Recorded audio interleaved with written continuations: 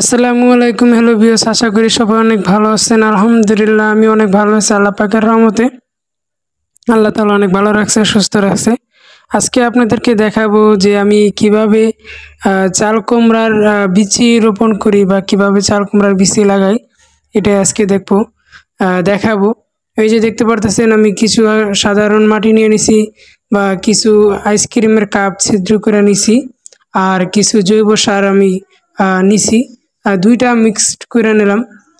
দুইটা মিক্সড কইরা আপনি দেখতে পারতেছেন এই যে কাপের ভিতরে আমি সুন্দরভাবে হালকাভাবে বসাই দিতেছি, যাতে কোনো সমস্যা না হয়। যেভাবে যা প্রয়োজন ওইভাবেই আমি ঠাসা দিয়া, বেশি ঠাসা দিলে চারাটা উঠতে কষ্ট হইব, এই কারণে হালকা ঠাসা দিয়ে দেখতে পারতেছেন কিভাবে লাগাইতেছি। বেশি কিছু আমি ওই রকমের বেশি করি নেই।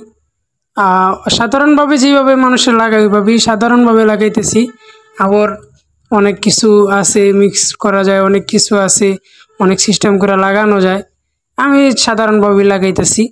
আমার বিচিগুলাও আমি ওইভাবে ভিজানো লাগবো। ভিজায় অনেকজন আছে যে বিচির যে শেকড়টা বাইরে যে সময়, ওই সময় হয়তো বিচিটা লাগায়। আমার হয়ে গেছে কাপ লাগানো। এই যে দেখতে পারতেছেন আমার এই যে চাল কুমড়ার প্যাকেটটা। চাল কুমড়ার এটার ভিতরে আপনার 9 পিস বিচি আছে। এই যে 9-10 পিস বিচি আছে। বিচিগুলো আমি ভিজামো এখন। এই যে সাধারণ যে পানি, সাধারণ পানি নিছি। সাধারণ পানি নিয়ে আপনার এই বিচিটা আমি এক রাত এক রাত্রের মতন এরকমের ভিজা রাখবো।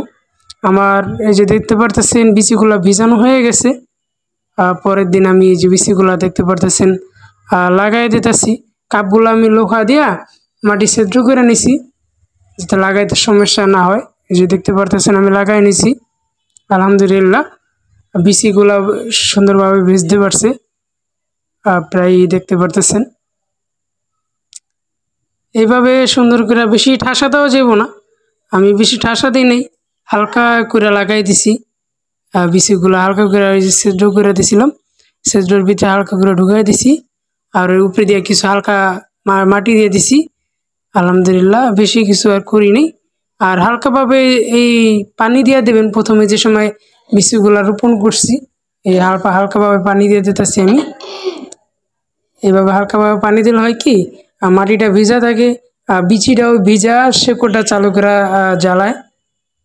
পানি হয়তো প্রতিদিন, যদি বৃষ্টি হয় কোনো সমস্যা নেই, প্রতিদিন পানি দেওয়া লাগবে। আশা করি সবাই বুঝতে পারছেন। আশা করি সবাই ভালো থাকবেন, সুস্থ থাকবেন। আল্লাহ হাফেজ।